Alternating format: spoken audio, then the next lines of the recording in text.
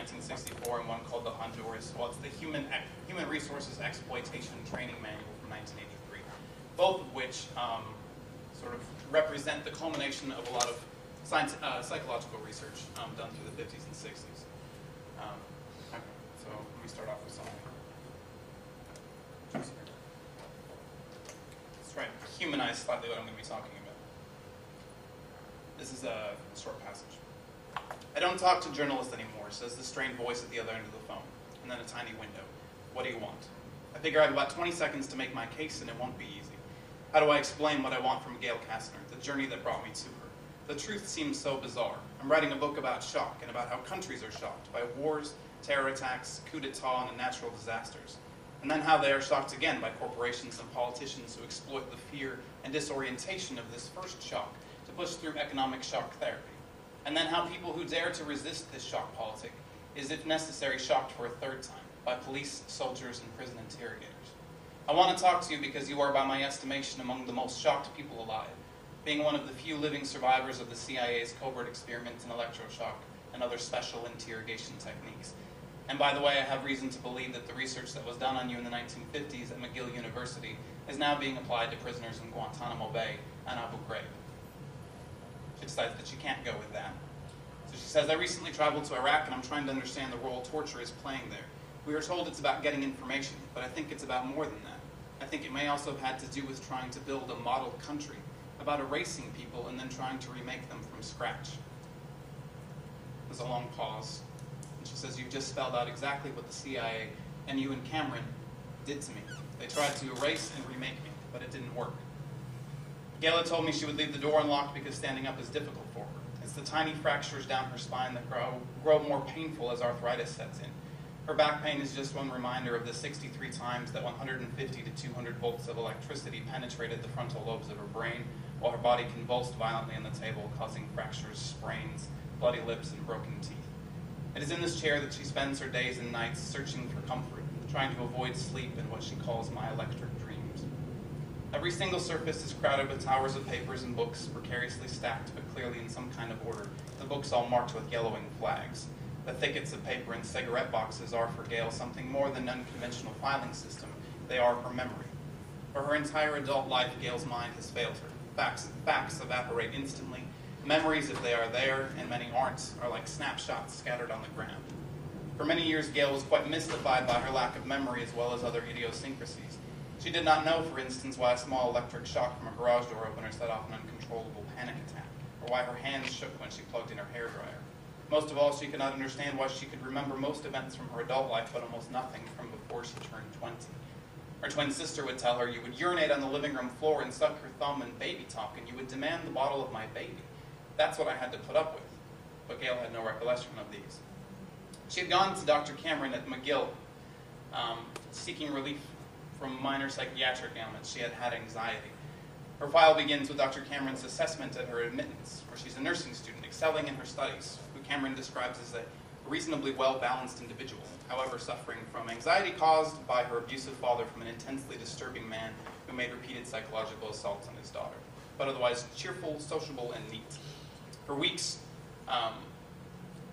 she underwent a radical personality transformation, and after a few weeks she showed childish behavior, expressed bizarre ideas, and apparently was hallucinating and destructive.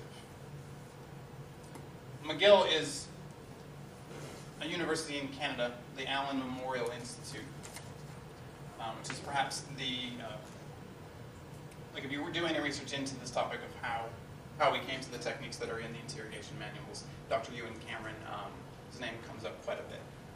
He's former president of the American Psychiatric Association, former president of the World Psychiatric Association, and was doing experimentation between 1957 and 1963. But in terms of, I'll slow down. Putting this in a historical context, most of the techniques that you're looking at now, and we're discussing the notion that they've been reverse engineered, and Frank had mentioned developed during the Cold War as resistance techniques, is the way that it was described just now. However, I'd put to you that I don't think that they were ever developed as resistance techniques, and certainly not when you're looking at the manuals. That doesn't appear to be the reason that they're done. Maybe the psychologists working on them believe that to be the case. However, that's not what they were ultimately used for, which I'll talk about just now.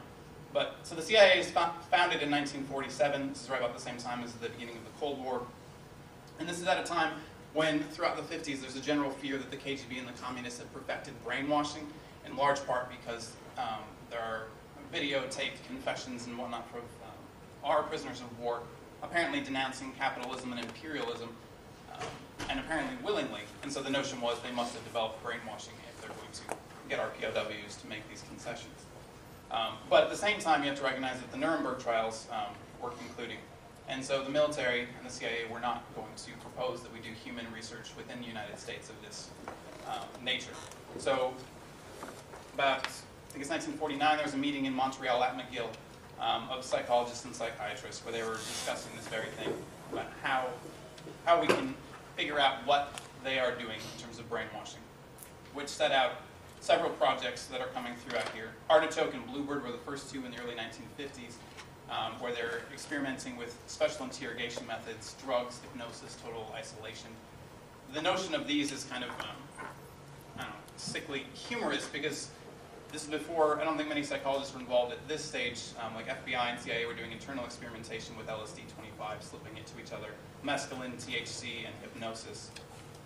Operation Midnight Climax, which was in New York and LA, where they set up observation booths, giving LSD to club goers to see what their reactions are going to be. But then in 1953, one of their own had committed, well, the official story was that he committed suicide in New York after having been exposed to LSD. But I believe it was in the 90s, after his son continued to try and sue, it was revealed that he had blunt head trauma unrelated to the actual fall, and so the notion was perhaps he was killed for trying to leak information. But the more important one, where we become more culpable, is Project MK Ultra, which ran from 1953 to 1964, and then switched into MK Search until 1972, which was specifically looking at, this is where the CIA's funded over 84 institutions, including 44 universities, 12 hospitals, and at least research at one prison, which was associated with the University of Pennsylvania. Looking at creating multiple personalities, like the Manchurian candidate type thing, if we can create the second one and then activate it when we want to. Mind control, and then breaking double agents. The first useful experiment that came out of this was Dr. Donald Hebb, who was doing his research. He sold it as, it was sensory deprivation, but he indicated that it was to try and prevent railway and highway accidents over long periods of a lack of sensory input.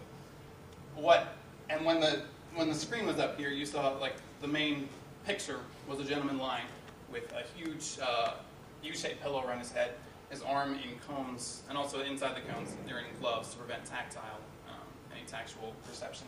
And then they're lying in what he constructed were sensory deprivation cubicles, which were 8 foot by 4 foot by 6 foot. You wore blackout goggles, and then the things that you saw in the gentleman there, with white noise pumped in, and they had controlled air conditioning, so you could cut off all sensory inputs to whoever was in here.